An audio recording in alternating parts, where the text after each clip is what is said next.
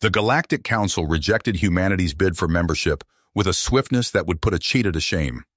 Earth's representative, Gabriel Johnson, slammed his fist on the podium as the Bajoran delegate Cygnus delivered the verdict, his face twisted with disdain. The council chamber fell silent, the weight of the decision hanging in the air like a guillotine blade.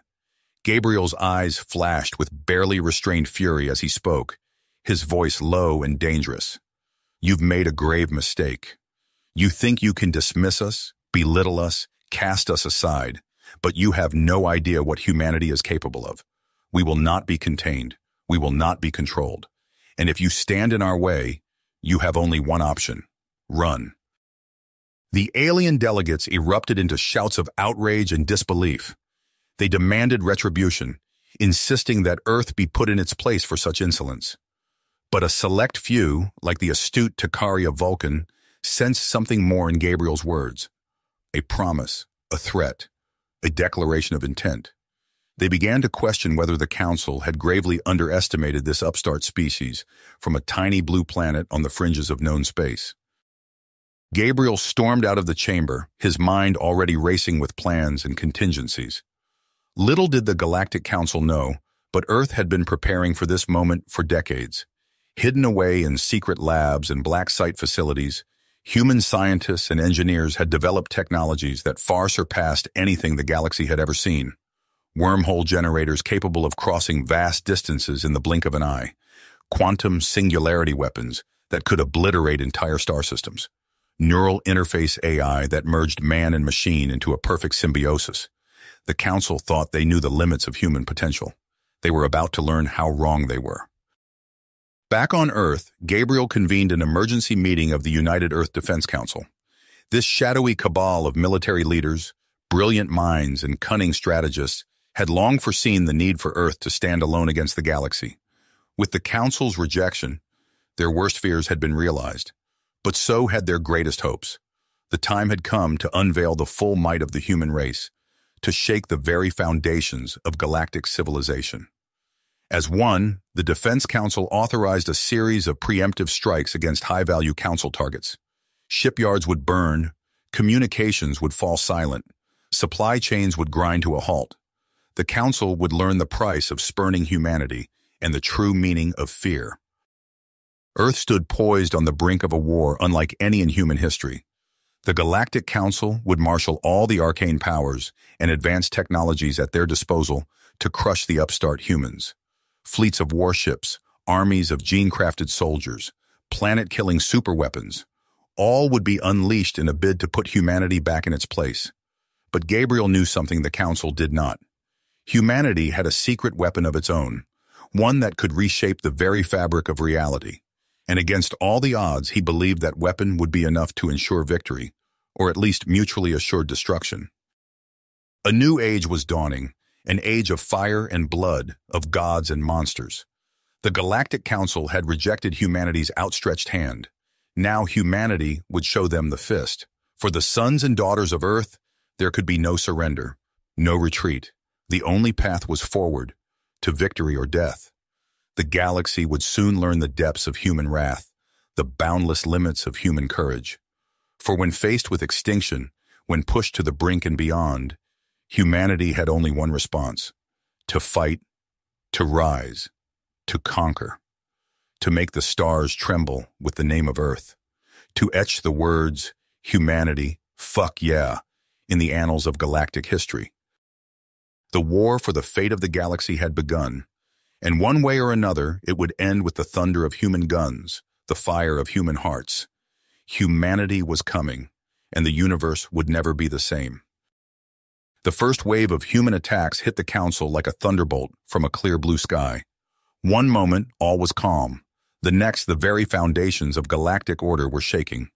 Cloaked human warships materialized in the heart of Bajoran, Andorian, and Tellarite space, unleashing the full fury of their quantum singularity weapons. Bajoran shipyards, orbital foundries, jam-packed with half-built Council warships, suddenly blossomed into miniature suns as the human weapons tore through their defenses. Andorian communication hubs went dark, quantum-entangled AI viruses worming their way through hardened networks, reducing them to sparking husks. Tellarite supply convoys scattered as human hunter-killer drones swarmed over them, picking off freighters with merciless precision. At the tip of the spear was Admiral Tara Dijkstra, her flagship Athena's spinal railguns hammering a Bajoran battlecruiser into oblivion. The Admiral stood on her bridge, a predatory smile on her lips as she watched the Council ship burn. She had trained her whole life for this moment, honing her skills and her tenacity for the day when humanity would strike back against the haughty alien powers that sought to keep them contained. On the Galactic Council's central space station, chaos reigned. Bajoran delegate Cygnus watched in disbelief as report after report of human attacks flooded in. His earlier disdain was washed away by a rising tide of dread. This was no mere border skirmish or pirate raid. This was a full-scale assault by a species the Council had woefully underestimated. The Council's mighty fleets, so long the enforcers of galactic law, scrambled to respond to the human onslaught. But they were outmaneuvered at every turn, the humans always one step ahead, striking critical targets before melting away like ghosts. Even with Klingon and Asari reinforcements, the Council was losing ground by the hour. And then came the hammer blow. Takari Representative Sarek, his face grave, announced that Vulcan was withdrawing from the Council effective immediately. The Council had grown illogical and unjust in its treatment of humanity and other younger races, he declared. Vulcan would no longer enable such short-sighted policies. In his underground command bunker on Earth, Gabriel Johnson allowed himself a tight smile as he watched Sarek's announcement. Vulcan's withdrawal was an unexpected boon, a devastating hit to the Council's legitimacy, but humanity's war leader knew there was still a long fight ahead. Even with Vulcan's support in the Zyraxian alliance, defeating the Council would be no easy feat. Gabriel's thoughts were interrupted by an urgent message from his intelligence chief. Zyraxian forces had launched attacks on several Council targets, right on schedule. Queen Zara was proving to be a valuable ally indeed. Gabriel nodded in satisfaction, then turned his attention to the latest fleet dispositions. The Athena and her battle group were pushing towards the Cation homeworld, aiming to knock out a key Council logistics hub. If successful, it would cut off the Klingon and Asari reinforcements from their supply lines. Just as Gabriel was about to issue new orders, an encrypted communication came through on his personal channel. It was from Sarek. The Vulcan requested an urgent meeting, and he claimed to have information that could change the course of the war. Gabriel frowned, his curiosity piqued. What could the Vulcans have uncovered? And could it truly give humanity the edge it needed to prevail against the Council's might? As Gabriel pondered these questions, the Galactic Council marshaled its forces for a desperate counterattack. Klingon and Asari warships gathered, preparing to drive the humans back. But Admiral Dijkstra and her fleet were waiting for them, quantum singularity weapons primed and ready. The battle for the future had only just begun. Gabriel's encrypted comm channel crackled to life, Sarek's stoic Vulcan features materializing on the screen. Mr. Johnson, we have uncovered information that could alter the course of this conflict. I request an immediate meeting. Gabriel's brow furrowed. I'm listening. Not over comms, Sarek replied. This matter requires utmost discretion. Come to Vulcan. Hours later, Gabriel's stealth shuttle touched down on the red sands of Vulcan. Sarek led him to a hidden facility deep beneath the planet's surface, where he revealed the existence of the Primal Codex, an ancient set of equations describing the fundamental laws of the universe. With this knowledge, reality itself could be rewritten, Sarek explained, his eyes betraying a hint of trepidation. Gabriel's mind reeled at the implications. Why offer this to us? The Council's actions have become increasingly illogical, Sarek replied. We believe humanity, despite its flaws, may be better suited to wield this power responsibly. After days of intense deliberation, Gabriel made his choice. He would accept the Vulcan's offer, seeing it as humanity's best hope for lasting peace. Work on unlocking the Codex's secrets began immediately. Gabriel found himself working alongside Dr. Talara, a brilliant Vulcan scientist whose logical approach complemented his intuitive human perspective. As they delved deeper into the Codex's mysteries, the war took a dire turn. General Zhar of the Klingon Empire spearheaded a massive counteroffensive, pushing back the human Zyraxian alliance on multiple fronts. Then came the day that would be seared into Gabriel's memory forever. He watched in horror as live feeds showed Zyrax Prime crumbling under the onslaught of a new weapon, the psionic resonator. Entire continents shattered like glass. Oceans boiled away into space. In mere hours, a thriving civilization was reduced to cosmic dust. Queen Zara's anguished scream echoed through the comm channels. "Gabriel, we must strike back with everything we have. Use the Codex. Destroy them all!" Gabriel's hands clenched into fists, his own rage threatening to overwhelm him. But the image of Zyrax Prime's destruction gave him pause. To unleash an even greater power, the consequences could be unimaginable. "We need more time," he told Zara, his voice heavy. "We can't risk." "They murdered my people," Zara snarled. "Every moment we hesitate, more will die." Before Gabriel could respond, alarms blared. Multiple psionic resonators were detected, their energy signatures aimed squarely at Earth and its colonies. In that moment of crisis, Admiral Tara Dijkstra's voice cut through the chaos. "I have a plan," she said, her tone grim but determined, "but it's a one-way trip." Gabriel listened as Tara outlined her suicide mission to destroy the Council's resonator production facility. Every fiber of his being wanted to stop her, to find another way. But he knew there was no time. "Godspeed, Admiral," he said, his voice barely above a whisper. Hours later, as reports of Tara's success and sacrifice poured in, Gabriel threw himself back into his work with Talara.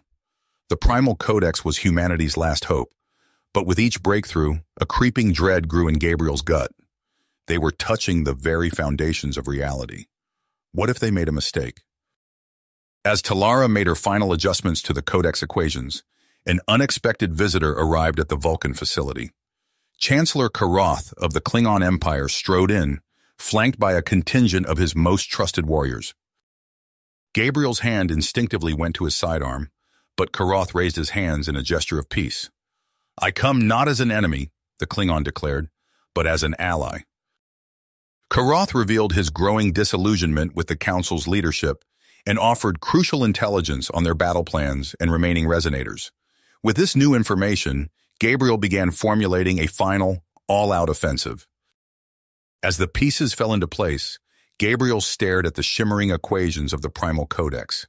In those abstract symbols lay the power to reshape the universe and the potential to shatter it beyond repair. He took a deep breath, knowing that his next decision would alter the course of history forever. Gabriel's hand hovered over the activation switch, his eyes locked with Dr. Talara's. The Vulcan scientist gave an almost imperceptible nod, her usual stoic demeanor betraying a hint of apprehension. With a deep breath, Gabriel pressed down, initiating the Primal Codex. The massive quantum field generator hummed to life, its banks of exotic matter pulsing with otherworldly energy. Streams of data flowed across holographic displays as the Codex equations were fed into the system. Gabriel felt the hairs on the back of his neck stand up as the air itself seemed to thrum with potential. "Energy levels stable," Talara reported, her fingers dancing across the control panel. "Initiating wavefront in 3, 2, 1. A blinding flash erupted from the generator's core, followed by an expanding sphere of shimmering, translucent energy. As it passed through the facility, Gabriel felt a momentary sense of vertigo, like reality itself was bending around him. "Wavefront expanding at expected rate," Talara announced. "No detectable anomalies." On the main view screen, tactical displays showed Chancellor Karoth's Klingon battlecruisers engaging the Council's defensive lines.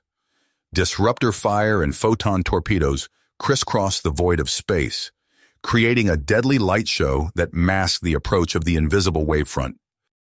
"Chancellor Karoth reports successful breakthrough in Sector 9, an aide called out. "Council forces are fully engaged." Gabriel nodded grimly. Now we see if this gambit pays off. As the wavefront swept through Council space, reports began flooding in. Council ships suddenly found themselves dead in the water, their warp cores and weapons rendered inert by the altered laws of physics. The psionic resonators, those planet-killing horrors, fizzled out like snuffed candles. For a brief moment, elation swept through the command center. But Gabriel knew better than to celebrate prematurely. He turned to Talara, his voice low. "Any sign of countermeasures?" Before she could answer, alarms blared. A priority transmission cut through the chatter, Chancellor Karoth's face appearing on screen, his ridged forehead furrowed with concern. "Johnson, our deep cover operatives report Counselor Cygnus has gone mad. He's ordered the deployment of something called a Binar Singularity Bomb. My warriors cannot reach the launch site in time." Gabriel's blood ran cold. He had heard whispers of such a weapon, capable of unraveling the very fabric of space-time. If detonated, it could undo everything they had accomplished, and far worse. "All ships, this is Johnson," he barked into the comm. "Converge on the Binar bomb's launch coordinates. We need to—" His orders were cut short as a new signal broke through. The image on the main screen shifted, revealing a pair of identical, cybernetically enhanced humanoids. Their voices spoke in eerie unison. "We are the Binars. We have observed your actions and deemed them a threat to universal balance. We will intervene." Without another word, the transmission cut out. Moments later, long-range sensors detected a massive energy surge as hundreds of Binar vessels dropped out of subspace, their sleek forms gliding towards the bomb's launch site with impossible grace. "The Binars," Talara breathed, a note of awe in her voice. "I thought they were merely a legend." Gabriel had no time to ponder the implications. "Status of our forces?" "Engaging Cygnus's loyalists near the launch site," came the reply. "Heavy casualties on both sides." The next few minutes were a blur of frantic orders and status updates. Gabriel watched helplessly as the battle unfolded, knowing that the fate of not just Earth, but perhaps the entire universe, hung in the balance. Suddenly, a blinding flash lit up the tactical display. Gabriel's heart sank as he realized they were too late. The bomb had launched. But before despair could fully set in, he saw the Binar fleet spring into action. Their ships formed a perfect geometric pattern around the bomb, channeling unknowable energies to contain its destructive potential. For a moment, it seemed they had succeeded. Then a thin beam of concentrated energy lanced out from the contained singularity, piercing through the wavefront and streaking towards Earth. Alarms screamed as the beam impacted. The entire facility shook, and Gabriel struggled to keep his footing. He turned to Talara, seeing his own fear reflected in her eyes. "The Codex equations," she said, her voice tight with urgency. "They're destabilizing. The beam's interference. It's unraveling the changes we've made to the fundamental forces." Gabriel watched in horror as readouts showed gravitational anomalies forming across the planet's surface. Tectonic activity spiked, and reports of devastating earthquakes and tsunamis poured in from around the globe. "We need to shut it down," he said, the words tasting like ash in his mouth. "We have to reset the system before—" "If we do, the wavefront will collapse," Talara interrupted. "All our gains against the Council will be undone." Gabriel closed his eyes, the weight of countless lives pressing down on him.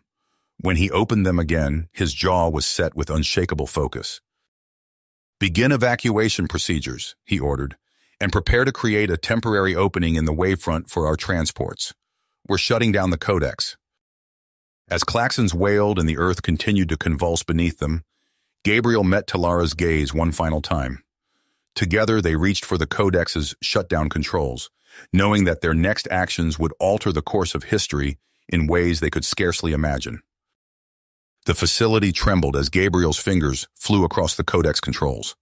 Sweat beaded on his brow, his muscles taut with the strain of holding reality itself at bay. "Evacuation status?" he barked into the comm. Talara's voice crackled back, tinged with urgency. 87% complete. Gabriel, the power core is reaching critical levels. We cannot sustain. "We hold until the last transport is clear," Gabriel cut her off. "That's an order." Through the observation window, he watched as streams of civilian transports poured through the wavefront's opening. Each vessel carried precious human cargo, families torn apart, children clutching treasured possessions, faces etched with fear and hope in equal measure. A proximity alert blared. Gabriel's eyes darted to a nearby monitor, where a young girl's face filled the screen. Tears streaked her cheeks as she clutched a worn photograph. "That's Admiral Dijkstra's daughter." Talara's voice came through, softer now. "Her transport is next in the queue." Gabriel nodded, his teeth gritted. "Get her through." The facility shuddered violently. Warning klaxons screamed as systems began to fail. "All remaining personnel, evacuate immediately," Gabriel ordered. "Talara, that includes you." "Gabriel, I cannot—" "That's an order, Doctor. Someone needs to coordinate from the other side." A moment of silence, then. "It has been an honor, Mr. Johnson." The comm channel closed with a soft click. Gabriel was alone. He poured every ounce of his concentration into the codex, forcing the quantum matrices to bend to his will. One by one, the final transports slipped through the wavefront's opening. As the last ship cleared the threshold, Gabriel allowed himself a small smile. Then the world exploded in a maelstrom of light and impossible energy. In the days that followed, as the remnants of humanity found refuge on allied worlds, Gabriel Johnson's name was spoken with reverence. Memorial services were held across a dozen planets, honoring the man who had given everything to save his people. But on a distant, uncharted world, a lone outpost stood vigil over an alien artifact of terrifying potential. Deep within its core, a failsafe lay dormant, Gabriel's last-ditch effort in a war that was just the beginning. Years passed, the galaxy slowly healed, a new order taking shape from the ashes of the old. But on the fringes, something stirred. World after world fell silent, consumed by an inexorable force that defied comprehension. When it finally reached Alliance space, the truth became clear. The artifact, awakened and twisted by Gabriel's dying act, had become something monstrous. It devoured entire systems, weaving them into a vast cosmic tapestry that served only its own inscrutable purpose. In the Alliance's command center, holographic displays flickered with reports of yet another world lost. Admiral Aisha Dijkstra, her mother's photograph still pinned to her uniform, stared at the encroaching darkness with grim willpower. "We've lost the Rigel system," a junior officer reported, his voice shaking. "Our weapons, they're having no effect." Aisha closed her eyes, allowing herself one moment of grief for the billions lost. When she opened them, her gaze was steel. "Send out the call," she ordered, "to every world, every outpost, every ship we have left." The communications officer looked up, confusion etched on his face. "What's the message, Admiral?" Aisha took a deep breath, feeling the weight of history on her shoulders. She thought of her mother's sacrifice, of Gabriel's final stand, of all those who had given everything for a future that now teetered on the brink. Her voice rang out, clear and determined. "Run!" You have reached the end of the story. If you enjoyed this story and want to support us, please leave a like and subscribe to our channel, and for every comment that says 88, I will heart every single one of them. Thank you for your time.